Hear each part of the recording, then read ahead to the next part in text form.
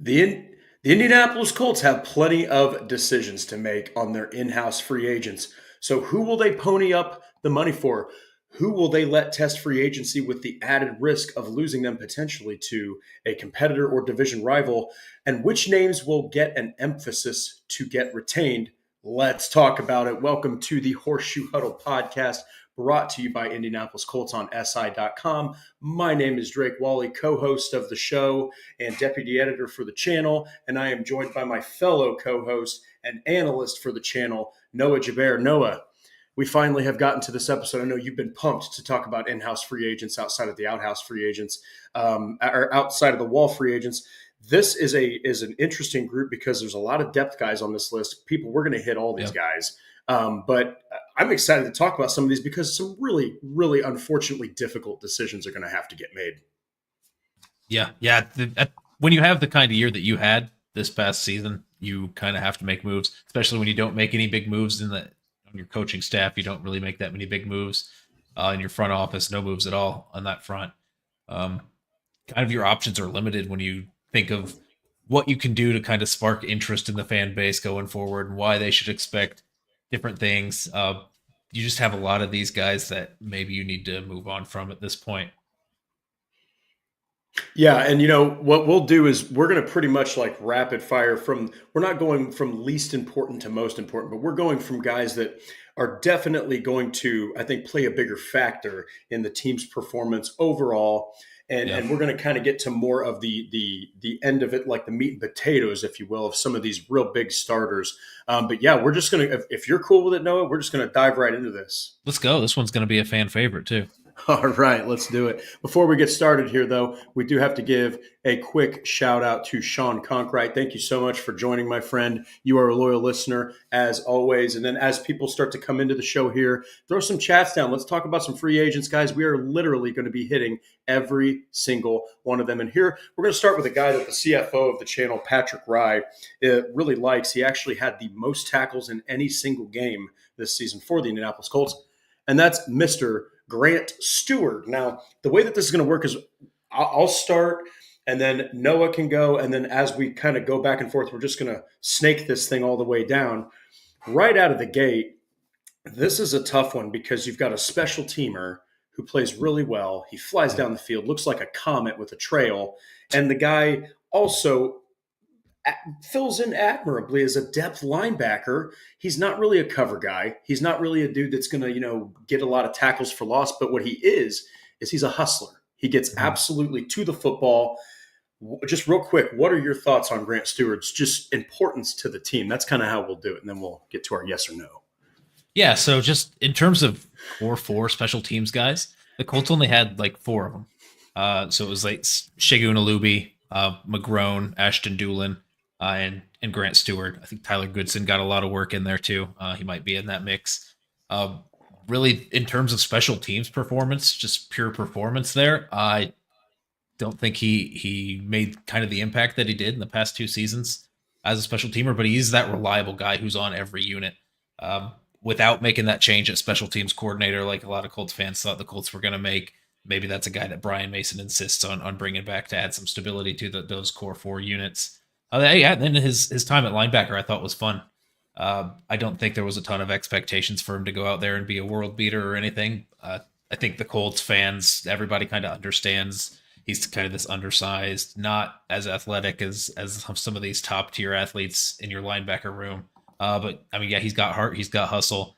Maybe in Lou Anarumo's scheme, when you need these linebackers to move horizontally across the field, he can be kind of that hustle guy or kind of a depth guy that you rely on also.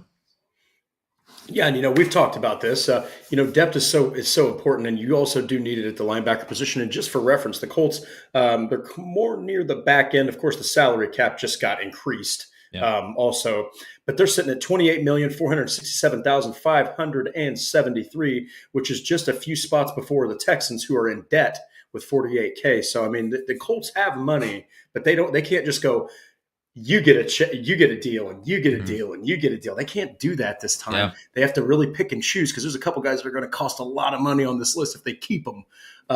So we'll get to this now. Tough decision. I'm going to go ahead and say that he can't possibly cost that much, right? Like, I mean, he's not going to warrant some freakish contract. I would say that you should keep Grant Stewart. I would say you should figure out a way to retain him.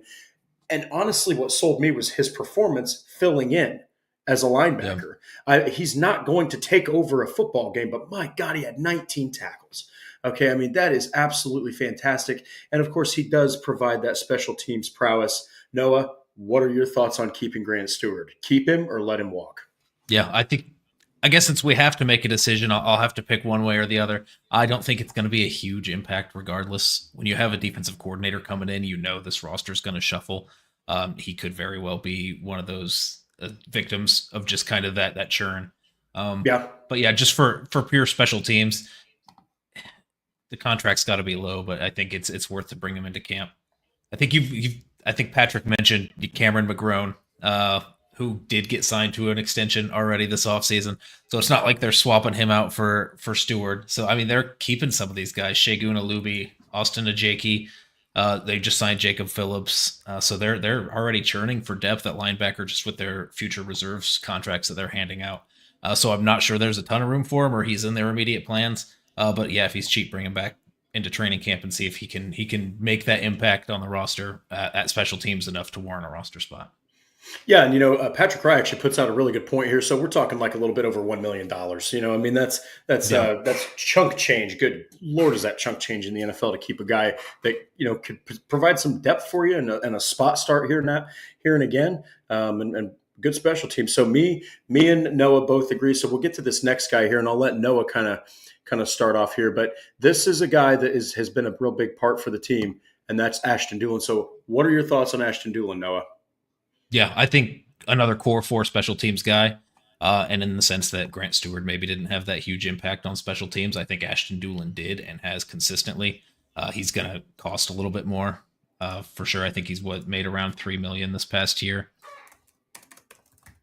I don't know. So I think so. Let me look it up. Yeah, but there we go. Either way, yeah, he's going to be a higher tier contract than what you'd be giving Stewart. You'd be using up a roster spot for purely special teams because he's not impacting the offense that much.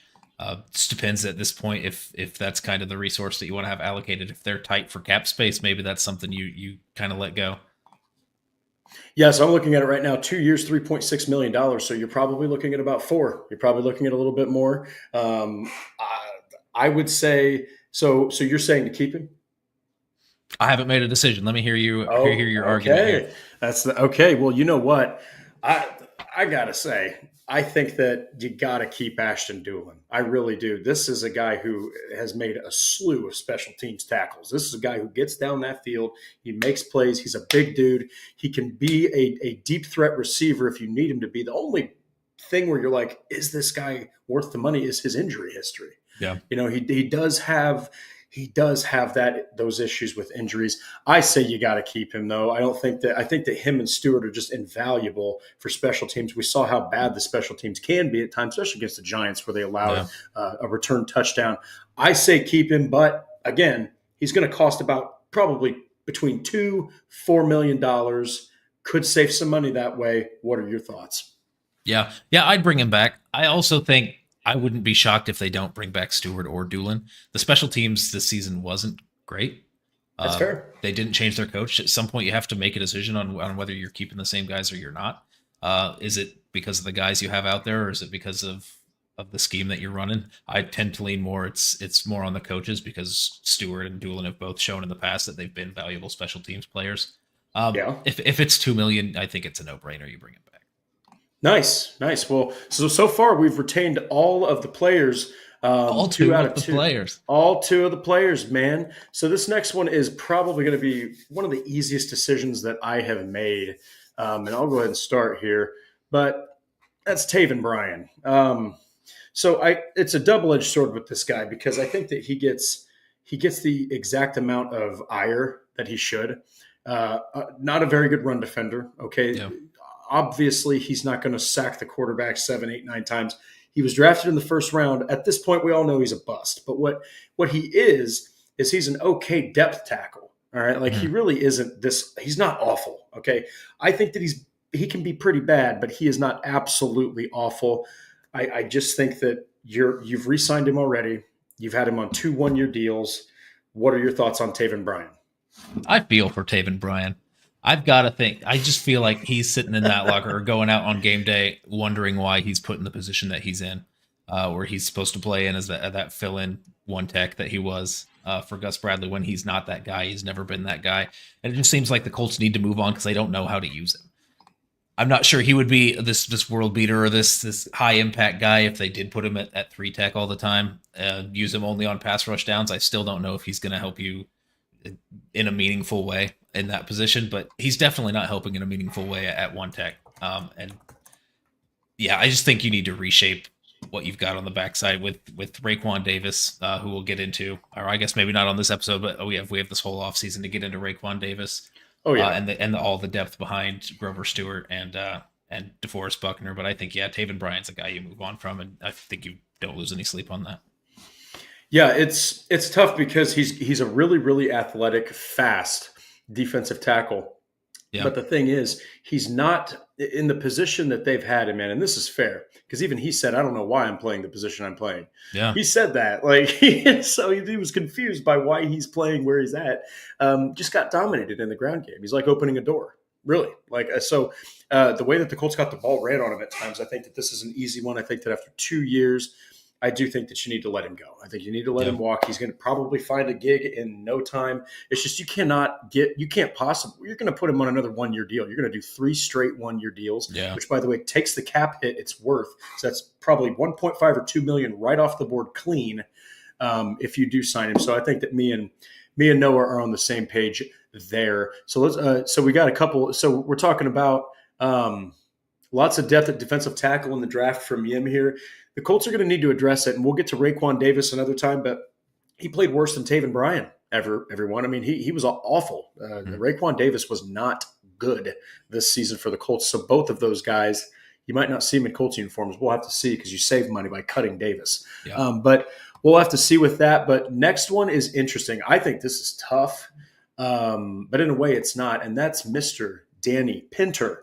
So I will go ahead and let you kick this one off, Noah. But Danny Pinter, he's played guard in the past, not so good. He's played center. He's been okay. What are your thoughts on Danny Pinter? Yeah, I can't imagine that he would cost too much to bring back. I think a lot of what this has to do, or there's another guy later on this list, and I think the big decision on that guy coming later will affect this decision on Danny Pinter. I think we're going to have to work with the big fish that we've got in free agency and kind of model what we do after that in terms of what we're spending on depth. But Dalton Tucker came in as an undrafted guy at guard. Didn't show that he could be a starter or was ready to be a starter at that point. But I feel like you go forward thinking he's a pretty good depth piece. Also, depending on another guy that you have to make a decision on later, Tanner Bortolini may or may not be your starting center next year. If you keep Bortolini, or you're obviously keeping Bortolini, but if you keep Ryan Kelly and Bortolini's already your swing guy on the interior, I think that definitely drastically reduces the need for Danny Pinter because his position versatility seems a little more limited than what I think the Colts were hoping for at the beginning. Yeah, and the thing about Danny Pinter is I think that he provides really, really secure depth regardless of if you keep Kelly or not. Yeah. But yes, I mean, we do have to say that, look, if you keep him, if you keep Pinter, you're probably going to, expect him to be your number 2 center, or maybe if he's willing to take less, maybe you put him on the practice or not practice squad, maybe you put him 3rd string center because he's got to play center. He's buns as a right guard. Yeah. So I think that he's locked into that center position, former tight end. He's really athletic, played at Ball State. So I do think that there's a lure here. Do you keep him, Noah?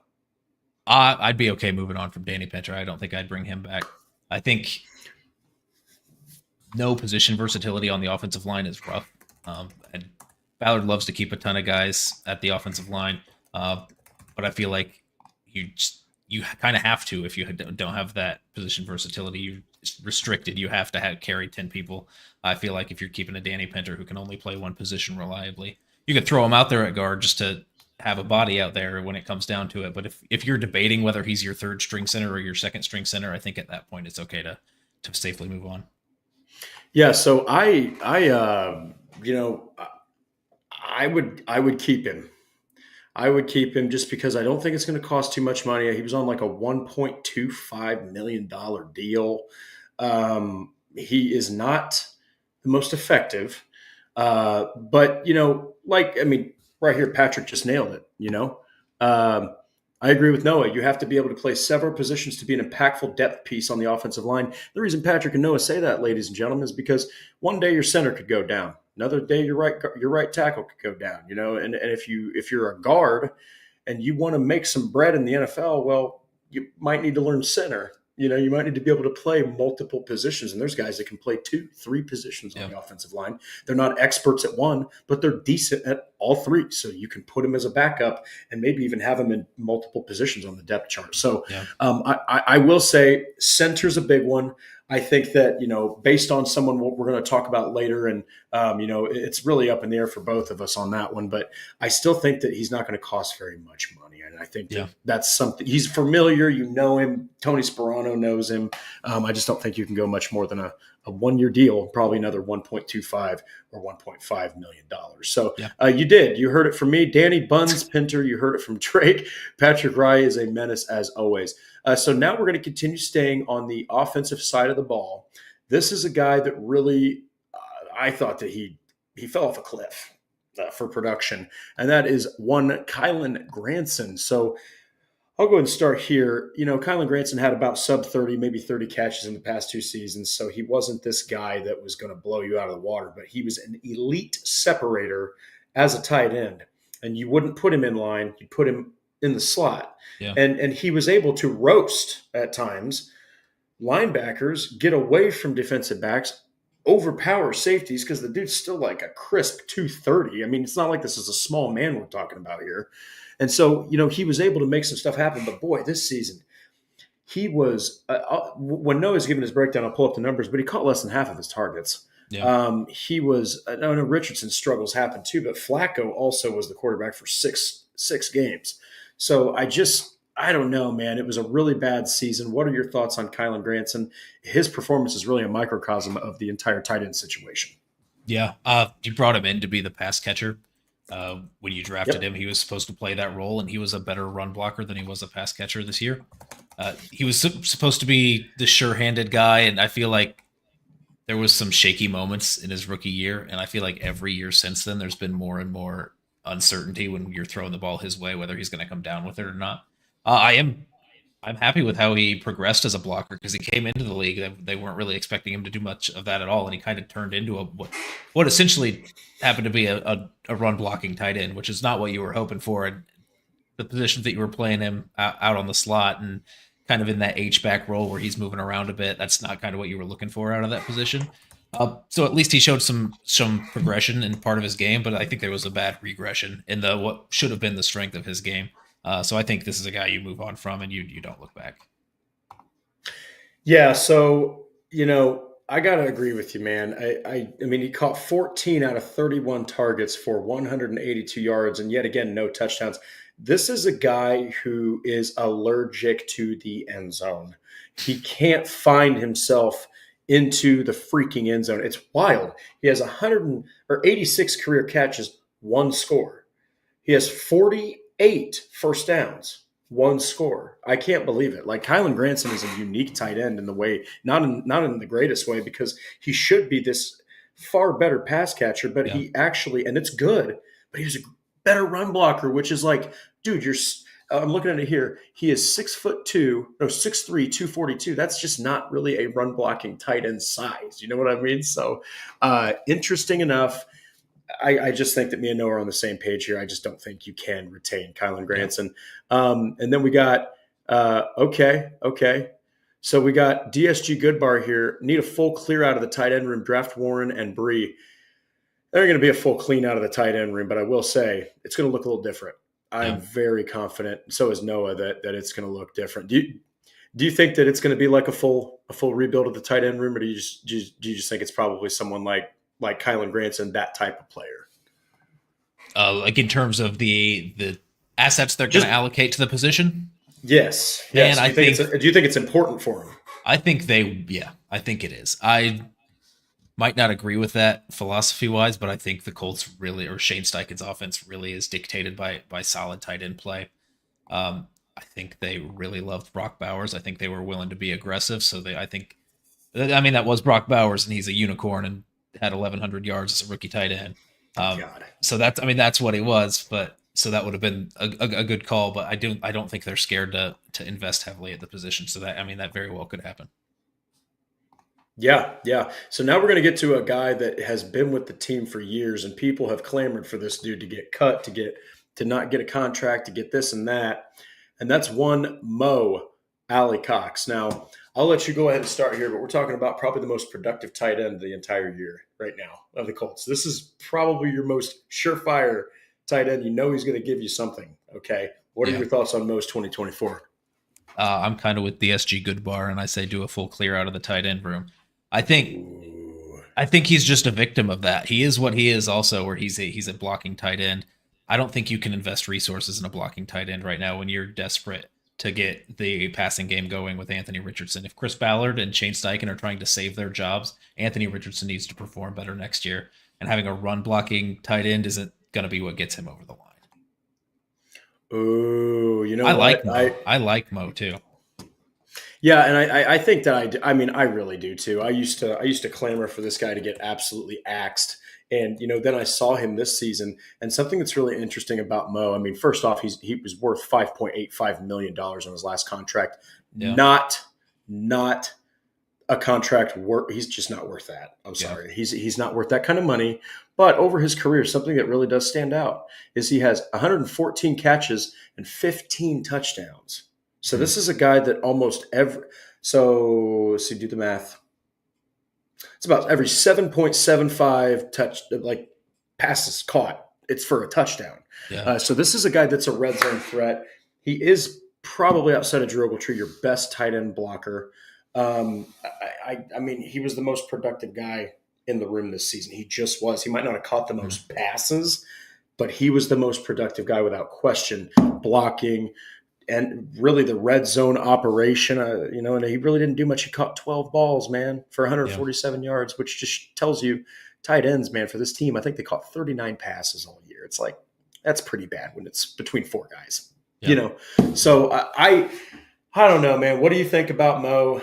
Do you keep him? Do you let him walk? What are your thoughts, Noah? Yeah, I wouldn't keep him. I think you're showing, I think you talk about the accountability factor, and just kind of bringing back Mo Alley-Cox, and you still have Drew Ogletree, you still have Will Mallory. If you come back into next season with 3 out of the 4 top tight ends still on the roster, I think that just kind of sends a message to the fans, sends a message to the locker room that production was kind of okay, when it should just be straight up replaced.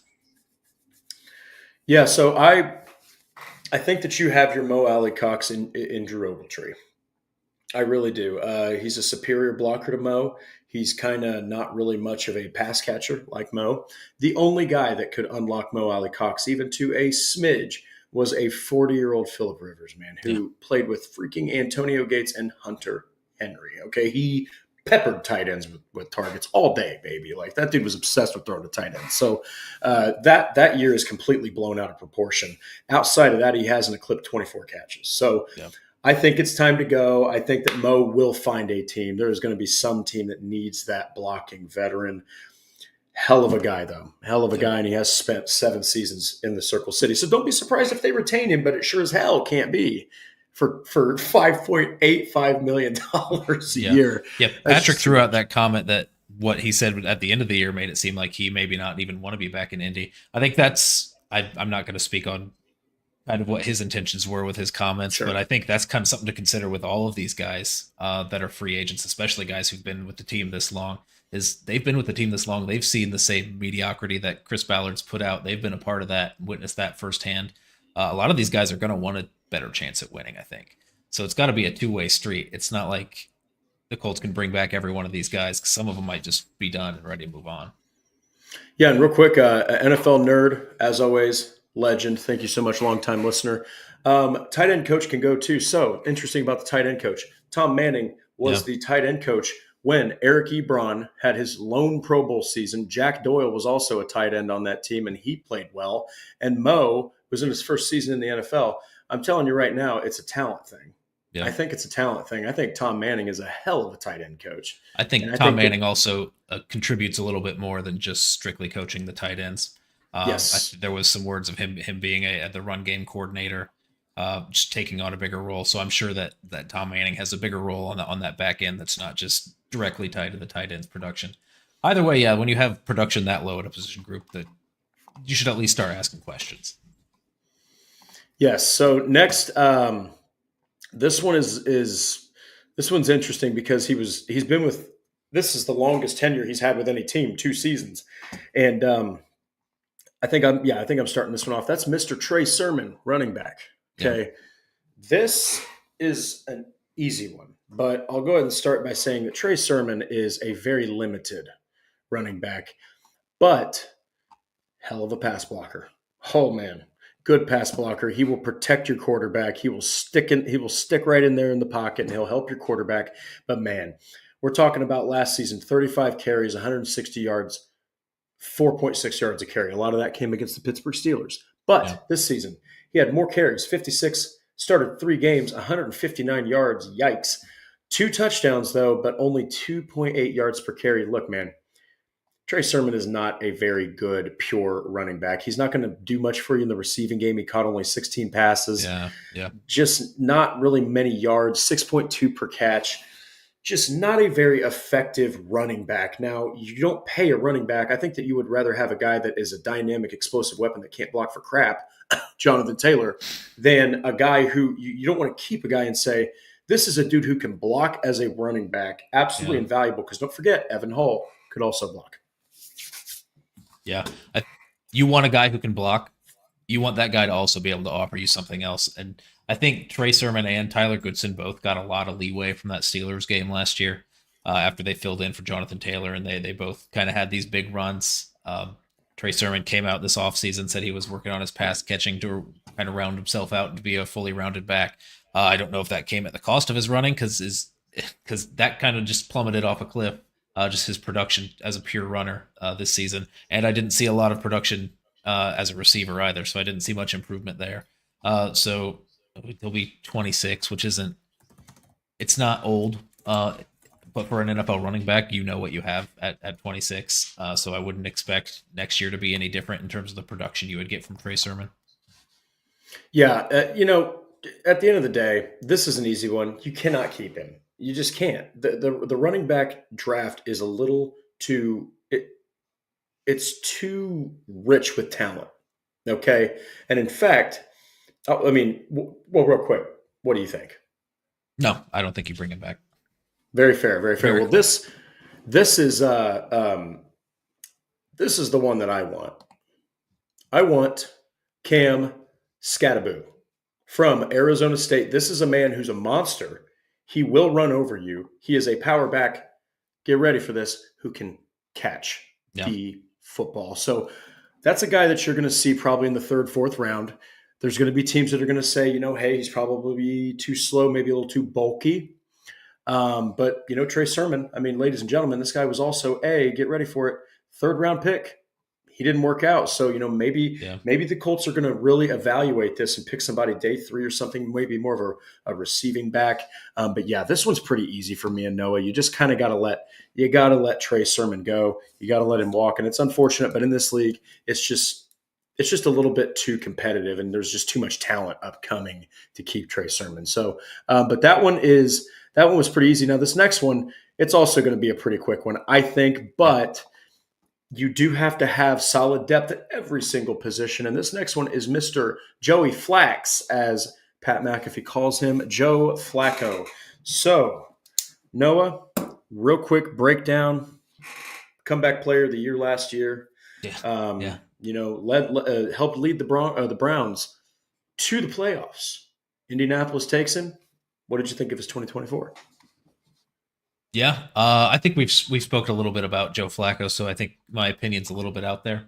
I don't hate the guy. I don't think he had it wasn't disappointing in terms of the production you got from him. I think you got what you expected out of Joe Flacco. I was think maybe you were expecting a little more wins in the win column, but that doesn't fall all on him. But I think I liked seeing him go out there because of the struggles that Anthony Richardson was having in terms of running an efficient offense and being able to take checkdowns and do the short and intermediate passes. Joe Flacco went out there and was able to do some of that. There was some inaccuracy there, and he was still taking deep shots, but he showed that the offense that Shane Steichen was calling can be called that way, where you can have those short and intermediate options. So it was good to see him and kind of be a measuring stick for Anthony Richardson in that sense.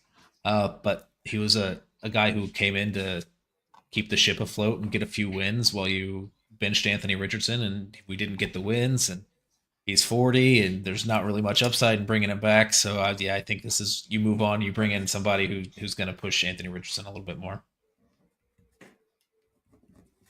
Yeah, and I like what you said about excuse me, about the competition here. Yeah. Joe Flacco's not threatening anybody. Okay, he just isn't. Anthony Richardson had his own struggles, and he lost the starting position. All right, that's what happened. Okay, Joe Flacco, when Shane Steichen came out there with all that ridiculousness, and he said, "Well, he gives us the best chance to win." It's like, right on, dude. No, he doesn't. He probably does not actually give you the best chance to win. So I think Joe Flacco had a major drop off. I know that he said he wants to continue to play football. Good for him. He's not going to be in a Colts uniform. Noah, you basically said it, so I'll go ahead and say it too. Easy one. No, you need to bring in somebody who's more of a high caliber quarterback. I actually love this one right here. How about we bring in Josh Dobbs right here from Donald Markham? That's a dude that would push Anthony Richardson. I think another guy that would push him is a guy like Trey Lance. I know that he's a little bit more unproven. He's been hurt, but man, I think you need to go a little bit younger with this next signing. You don't need to go and get I don't even think you need to get an Andy Dalton. I do think that you need somebody to push Anthony Richardson, though. You were going to say something? Oh, no, just like you mentioned bringing in somebody a little bit younger. I think that's important, that if Anthony Richardson sees somebody go in his place, he knows it's not just for a few games, and then after this year that person's not going to be a threat anymore. Like kind of how it was with Joe Flacco, where I feel like if Anthony Richardson was benched the whole season, he could just wait it out until next year, and just by default, Father Time would have taken Joe Flacco out for him, and he would have been the starter again. So yeah, I like that. I like the idea of bringing in a younger guy who can, if he plays well, you can reasonably expect to see them back for another year as a starter. Yeah. And hey, Bruce, that right there, if that somehow a Hail Mary hits and the Colts actually pull that off, that would basically tell Anthony Richardson, look, buddy, you have to play at the best level you have ever played. Yeah. Because that is a dude who is one team away from figuring him out, from hitting his potential, and I think he's going to stay with the Steelers. That's what I think. So, but we'll see. But the next one's a little bit more difficult, even though this man is pretty far back on the depth chart. Yeah. Right? But we're going to get to Mr. Sam Ehlinger. So this one, I'll go ahead and start. This is Sam. I know that people said, give him a chance to start. He tried. He is not a good quarterback. If you're starting Sam Ehlinger, you have some issues. All right, with your team. I think you've had some really unfortunate injuries.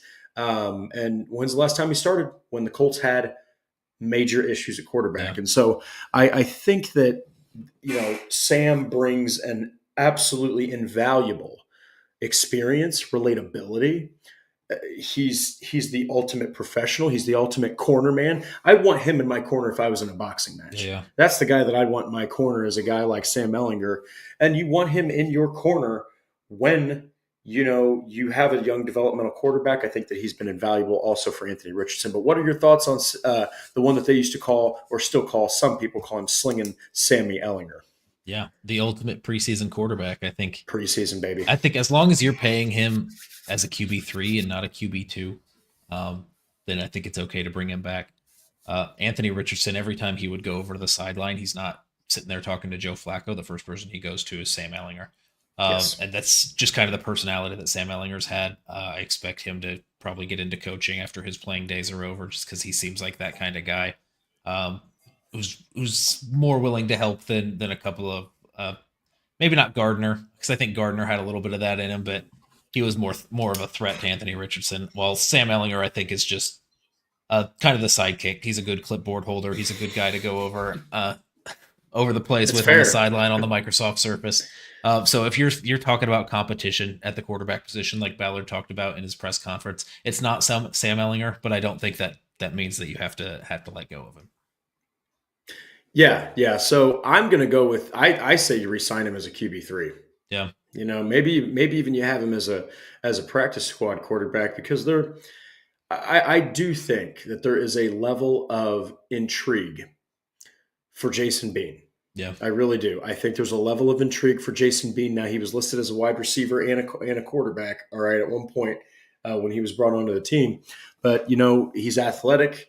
He's probably not going to do much for you in a game, but I do think that he is similar to Anthony Richardson, and we'll see. I still think they signed somebody, but yeah. I that'll be between him and Jason Bean.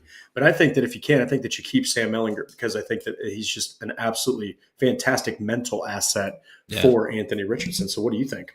Yeah. Yeah, there wasn't much turnover on the coaching staff, so I don't think it would be the worst thing in the world if Sam Ellinger were to go somewhere else for Anthony Richardson because he would have that stability around him in terms of his QB coach, his offensive coordinator, his head coach. Uh, but yeah, I think keep as much continuity as you can. If he gets an opportunity to play as QB2 somewhere else or fight for a spot there and Sure. gets a contract, let him go.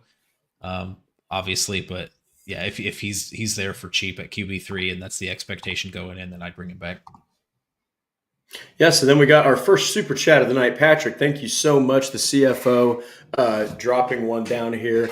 I'd legit be okay with Ellinger being brought back, but as an assistant QB coach for the Colts, not as a player, he'd be helpful with more that way. So I think that's pretty much the role. If they do sign him, they're not signing this guy expecting him to play. Yeah, They're signing him expecting him to help Anthony Richardson. Because look, let's be honest. Richardson this year is so important for Anthony Richardson. He cannot suck in year 3. You can't a suck lot in of year people's 3. jobs are on the line, not just his too. Oh, So dude. Oh, and everything's hinging on his success. yeah, Look, yeah, guys, he has to take a step forward. Ballard has to make moves. Steichen has to not take a step back as a play caller. They need to make the playoffs, and none of that happens if Richardson sucks. So I yeah. think you need to have a guy that is there to if he goes out there and throws his second pick of the game, who can he go to on that sideline that's not a coach that can relate to him as a player that's going to say, hey, man, you got to keep slinging it. No one better than a guy like Sam Ellinger. So I like that. I think that that's a good one. I think that he's a good asset for Anthony Richardson. But now we're going to get into the meat and potatoes. We've got 5 guys that are without question the biggest names. We're going to close out the episode with it. And of course, we'll get to we'll go to our news and rumors, which are going to be pretty quick. But we're going to go ahead and get to this guy. And I'm going to let Noah start off. This is a guy who's been a staple. He is the most Yeah. tenured Colt on the team. And, he kind of had a rough 2022, bounced back in 2023, kind of had a little bit of an 2024. Ryan Kelly. So, Noah, I'll go ahead and let you take the floor. What are your thoughts on number 78? Great career for the Colts. Unfortunately, I do think it's that time that you move on. And I think that's not really because of his play. I think it's just because of the way that the team's built and the assets that are already invested in the offensive line. Where you've got Quentin Nelson there. Braden Smith's taken up a chunk of money. We'll see if they move on from him, but the Bernard Ryman contract's going to be coming up. Depends on what you do at Will Fries at guard. And it's a position where you've kind of already got that tailor-made guy ready to wait in the wings, take over that starting role. A rookie who came in and played some starting snaps for you that you were pretty happy about. So I think it's kind of working against him in that way. I'd love to see him play football again. I hope that if the Colts don't offer him a contract, he doesn't hang it up. I'd love to see him go play for another team. But yeah, I think the Colts are just in that perfect spot to turn the page here. Yeah, and I'm his contract. Let me see here. So yeah, his contract was 12.412 million a year on a 4-year deal. If he can take a far less, excuse me, if he can take far less, maybe you do keep him. But the thing Yeah, is, it is one of those things where it's a really difficult time for the Colts because you're probably going to need to pay him 10 mil a yeah, year. He's probably going to end on a 2-year deal. Um, And there's that chance that maybe he doesn't want to go elsewhere. If he can't get it done, maybe he retires. But at the end of the day, it's a tough call because he's been a staple of your team. Mhm. He's been a multi-time Pro Bowler, and all the guy's seen is change. That's all he's seen is Yeah, change, yeah. and so his first season, if I'm not mistaken, I think that he got a little bit of Andrew Luck, and then he got Jacoby Brissett. Finally, got Andrew Luck. Boom, dude retires, and then he's just had this constant churning of quarterbacks, and even he acknowledged that. So, what are your thoughts? Do you keep him? Do you let him go? Yeah, no, I think you're just in the perfect spot to reshuffle here. Uh, it's hard to do, especially when you're hinging on the success of Anthony Richardson. You'd like him to have that veteran center to kind of help him with those checks at the line and things like that. So maybe in that sense, since the jobs of everybody in the building are kind of riding on the success of Anthony Richardson, maybe Kelly's a guy that you feel is instrumental to helping him along with that. Um, but as far as I see it, just from an outsider's perspective, I think that it's time to move on. Yeah, yeah, and at the end of the day, I agree with you. It's not going to be easy. It's going to be pretty tough. But I mean, it's also a cap thing. I mean, you got to save money. He's going to Yeah, cost. I think he's going to cost at least $10 million a year. He's probably going to sign a 2-year, $20 million deal, and there's going to be a team that's going to say we're one piece away from making a serious playoff run, and maybe that's at center. I mean, the guy's got experience, and he is a commander of that offensive line. So yeah, we'll see. But me and Noah are both absolutely without question, in agreement on that. Now, the next one, we're staying right here on the offensive line. This one is, man, this one's a big one. So I'll go ahead and start off here, but this is Will Fries. Okay. Guy that played okay in 2022. You started to see some flashes in 2023, and then dude, freaking top 5 guard. yeah, Any given week in his first 5 weeks, was punishing guys, absolutely beating the crap out of guys in the run game. Goes down with a leg injury, breaks his leg. I thought that he was dominant in his limited time. Does he play that well for 17 games? He played that well for 5. Okay, there's no reason for me to believe that he couldn't have continued. He probably would have had some pitfalls. Every yeah, lineman does. Quentin Nelson looked like garbage against the Lions. Okay, like everybody can play bad, but consistency matters. And I think that Will Fries is honestly hitting his stride as a yeah. potential 7th-round freaking diamond in the rough. What are your thoughts on Will Fries, the 7th-rounder from Penn State? Yeah, the Achilles injury muddies things. Going out for the year and him coming back from that, you hope he's the same guy. The thing I've always thought about guards is, man, do they get paid a lot in free agency? So if the Colts let it go to the open market, they're going to end up paying a lot for him. I have a feeling that if his agent is doing his job, then he's going to be trying to gauge what that number is and be pushing that Colts number up. So it's not going to be cheap to bring him back. Uh, but I think that kind of hinges on what you do with Braden Smith. And you can free up some cap space there and less resources allocated to the offensive line if you move on from Braden Smith, or that resolves itself however it's going to resolve itself, because we're not sure what that personal situation that Braden Smith's dealing with is. But yeah, it's hard to pay 2 guards top guard money. It's a lot. But it's a good problem to have if you're the Colts. And I think you're in a situation where you can make it happen, where you're still on the tail end of Bernard Ryman's rookie deal.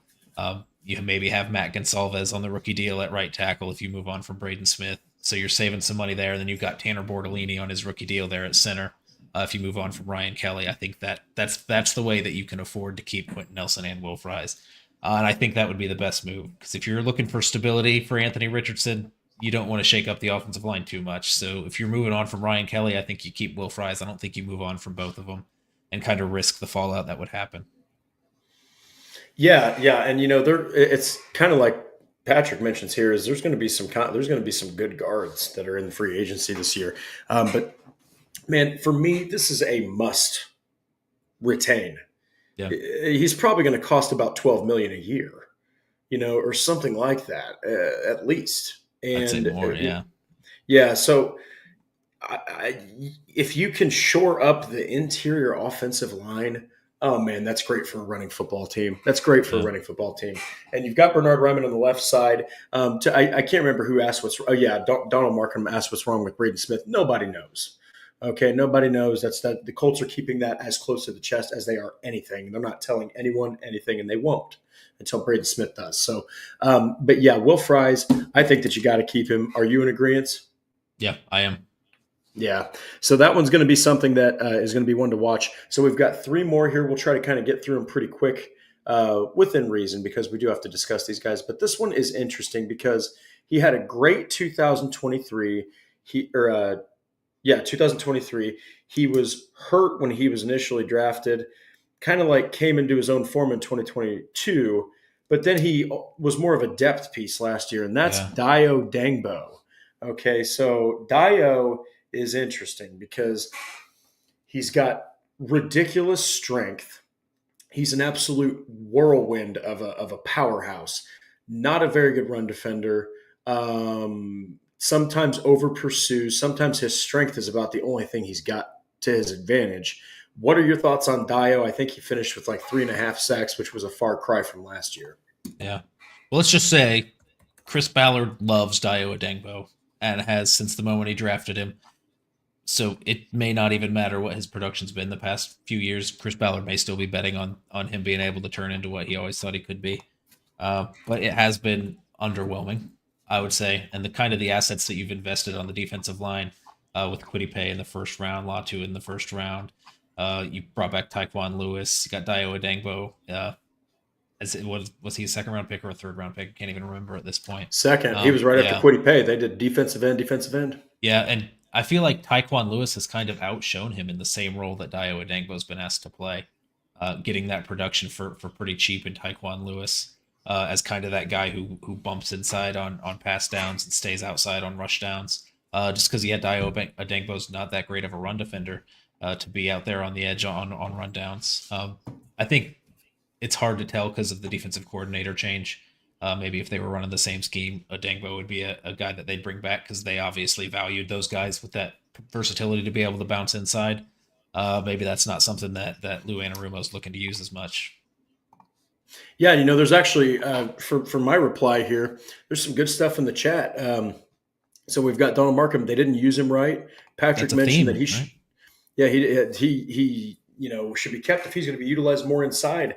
And then Dio should focus more on 3-tech. Look at that, man. This entire chat is like, if he's a defensive tackle, keep it because the man he's got ridiculous arms. He's really long arms. He can keep guys away and throw off blockers. I mean, he's got the power, but most of the time, here's Dio. Ball is snapped straight. That's Dio. Straightforward, straight. So, what do you think, Noah?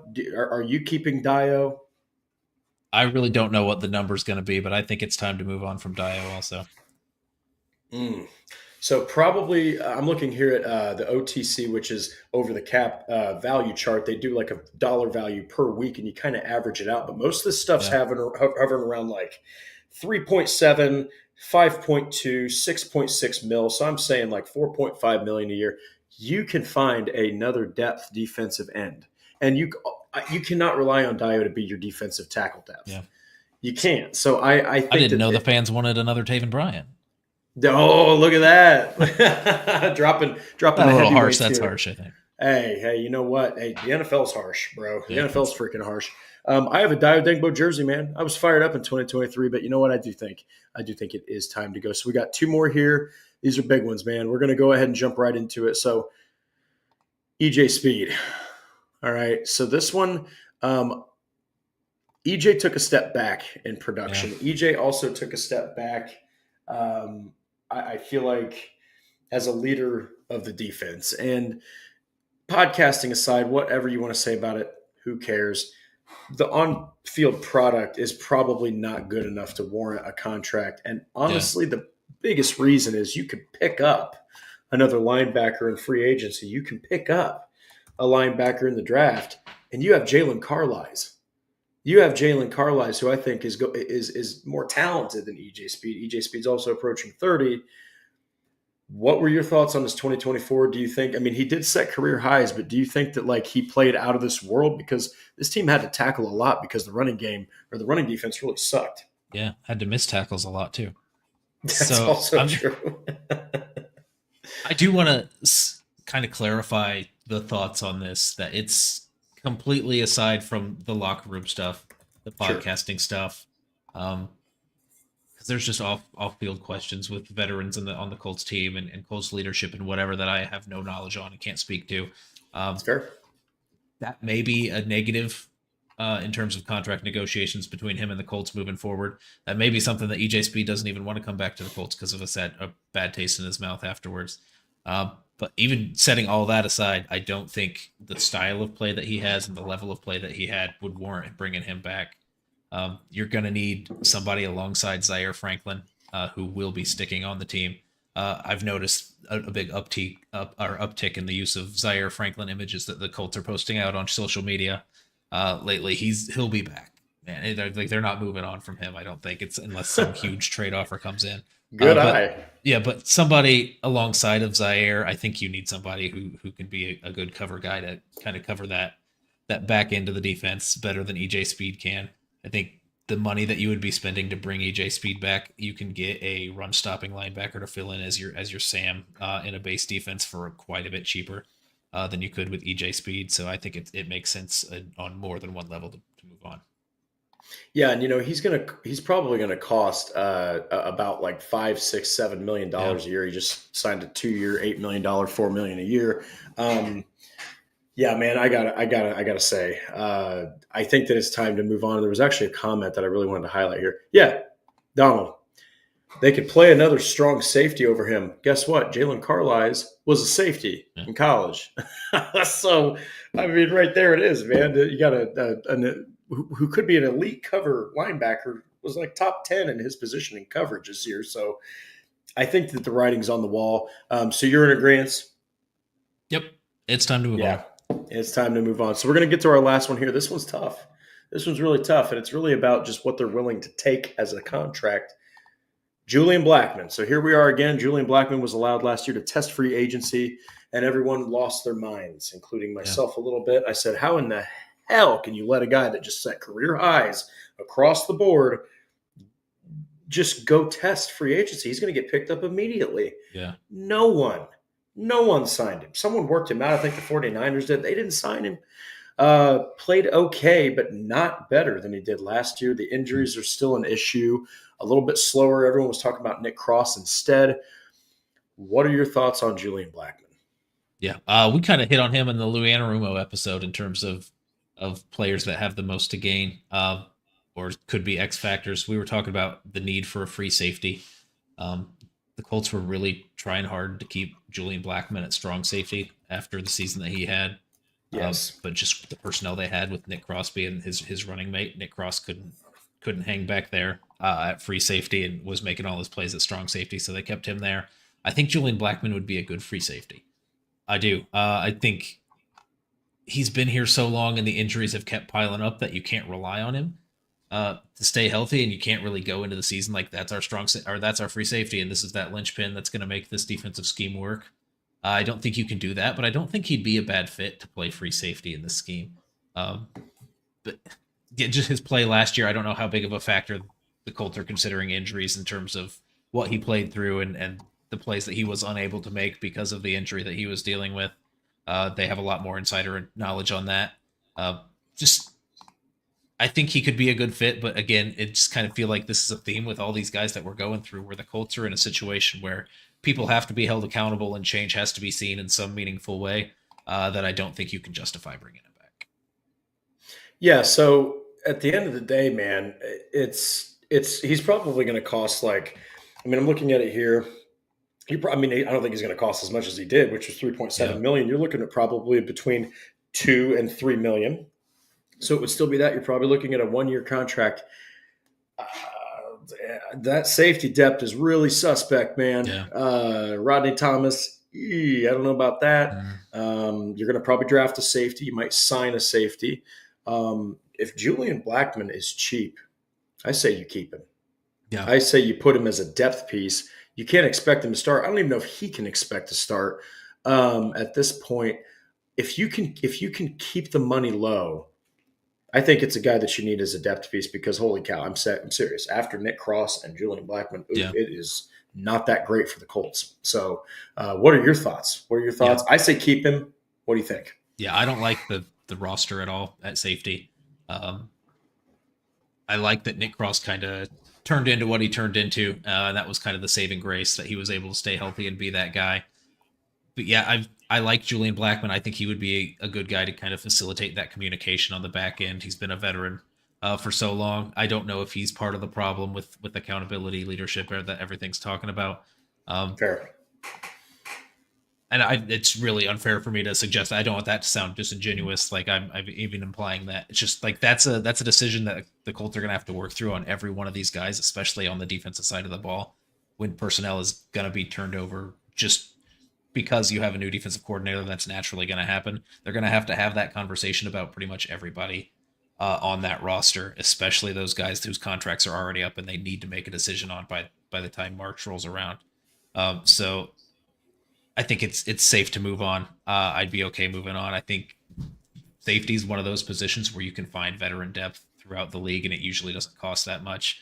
Those guys are kind of usually floating around somewhere looking for a place to play. That position I feel like has been devalued quite a bit. And you don't know for 100% sure if Julian Blackmon would fit as that free safety in this defense. I'm just kind of speculating that he could be a good fit, but I think that's still a projection. So I think it's safe to say no and move on. Sure. Well, you know what? That pretty much sums it up. I mean, that's every single, unrestricted free agent that's going to be a tough decision for the Colts. At the end of the day, we kept who we feel like are the important guys, and even guys we didn't agree on. I mean, it's more important the ones we did agree that they should not keep, which, the Colts are going to have to make some tough decisions. They don't have all the money in the world this time. So, but you know what, guys? We're going to go ahead and get to the Colts news and rumors. There's only 3 pieces of news here. So the first one is, of course, the Lou Anarumo presser. Now, this was interesting. I don't know how many people actually watched it, but just a very no-nonsense guy, nice guy, easy guy to talk to, easy guy to get information from. He says, in a nutshell, they're going to need to play fast, hard, disciplined, or they're not going to win. This is going to be a guy that's going to bring a more complex scheme. We talked about him in the last episode. You're hoping the young guys can adjust to it, but also I'm hoping Lou Anarumo can adjust his style so that it fits the young guys better than it did in Cincinnati. Because honestly, sometimes it was a nightmare seeing those young guys in Cincinnati. So Lou Anarumo, what did you get from the presser? What do you get from Lou Anarumo? Does it give you a better feel, a worse feel? There was some. I know Greg Doyle from the Indy Star was absolutely pissed about Lou Anarumo's press conference, but not much doesn't make Greg angry. So, we covered what we kind of thought of Lou initially earlier this week. We'll hit on him a ton this offseason, I'm sure, because that was the only meaningful change that the Colts made on the coaching staff and in the front office. So unless anything crazy happens, you can expect a lot of Lou Anarumo content coming up this offseason. In terms of the introductory presser, there was nothing going on there. He gave zero insight. He talked so dry. The questions weren't that interesting because there's not really much that he was going to answer. It was cool to see him in a Colts shirt. That's what it was, and that's all I really took away from that presser. Noah just cuts right through it, man. It was not anything to be like nothing. Ooh. And it's so weird that you could be upset. This is why the Bengals fired him. Why did they make this decision? The podcast said nothing. Nothing happened. I don't know how you could come to a positive or negative decision on anything either way. No, that's fair. That's fair. Well, you know what? One of the other things that the Indianapolis Colts did is, and actually, good Lord, I forgot to put up a graphic on this, but they signed wide receiver from the CFL, the Saskatchewan Roughriders, former Clemson Tiger, Aju, I believe is how you say it. So this just says, in a nutshell, the Colts are not leaving anything unturned. I mean, they are literally looking for talent everywhere. They expect to sign him. CFL is different. The field is bigger, more opportunities to score. I think he had 20 catches and had some athletic plays. Do you see anything happening with this signing, or do you think it's more like, hey, man, we need some competition on the back end to see who we're going to get on this practice squad? Yeah, no, this is fun. I like these kind of moves are the kind of moves that I love watching. A lot of flack for Ryan Grigson and his tenure with the Colts, but these are the kinds of moves that he made too, where he's just Jarrell Freeman off the Saskatchewan Roughriders, Deron Carter, Montreal. Hell of a linebacker. Pulling out. Let's just talk about our receivers that kind of have these big expectations coming in, and all the Colts fans get excited about. Where you've got Deron Carter coming in from the CFL, Dayrick Rogers from Tennessee, and oh man, I had a couple more off the top of my head. I know there's the people watching have some names in mind of people that they got excited about that ended up turning into just cut candidates. Mike Strawn would be another one there. So yeah, he'll be in the training camp roster, and not expecting anything big out of that. But hopefully, yeah, he can turn some heads like any other rookie would, or undrafted rookie would, coming in. He can come compete. Yeah, and honestly, it's good to have competition. It's good to have depth, especially a guy who has played in Division One at a titan of a school, and then you got him playing in still a professional league, in the CFL. So the last one we're going to touch on here, Anthony Richardson worked out with Josh Allen's former trainer, Chris Hess. Yeah. So we have consistently – there's been this comp between these two. I don't like it. There's not – you can't compare these two right now. They are on opposite ends of success right now and development. One guy's there, one guy is not even close, it seems. Yeah. This is more of a good sign for me. I look at this and I'm like, hey, this is a guy – I mean, Josh Allen was not good when he first started, and he started working more on his technique and his form and his fundamentals, and it started to pan out on the field. This is just – you can't say this is going to fix Anthony Richardson because it's all on him, and it's really up here. It's between the ears where they are. What do you think this means? I mean, I think that this means that, look, the Colts are saying – Anthony Richardson's also saying, I got to get this figured out because the timetable, it's ticking. Mm-hmm. Yeah, I love it and I hate it. I hate it in the sense that it's just going to further drive those comparisons between AR and Josh Allen, which sucks. I hate it. Right? I hate that part of it. I hate the comparison. I hate that everyone's talking about how he's going to be the next Josh Allen because of that even more now, especially nationally, when it comes to that kind of thing. But I love that. I mean, I'm sure it was heavily suggested by members of the Colts team or his agent or other things that he be working with at least somebody and get a new pair of eyes on things.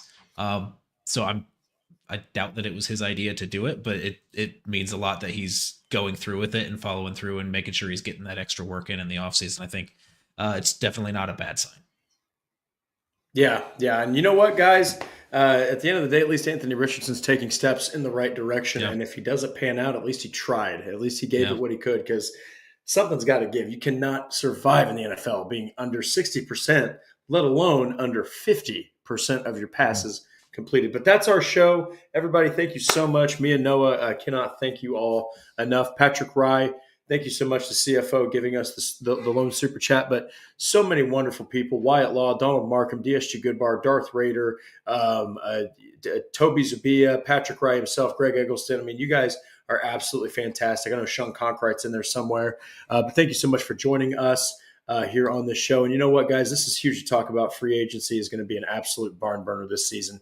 But yes, if you want to go follow us, like Horseshoe Huddle on Facebook, follow Indianapolis Colts on SI.com. Don't forget to subscribe to the Horseshoe Huddle on YouTube and click that bell to turn on notifications. And if you want to listen to us, subscribe to us on Apple Podcasts. We are on Apple Podcasts, Spotify, and anywhere else you listen to your podcasts. But I'm Drake Wally at DWalsterDrake. Go follow me on Twitter, X, whatever the hell you want to call it. That is Noah Gebert over there. Go follow him on Twitter or X or whatever the hell you want to call it for him. And you know what, guys? We will be back on Monday with more Colts stuff to talk about.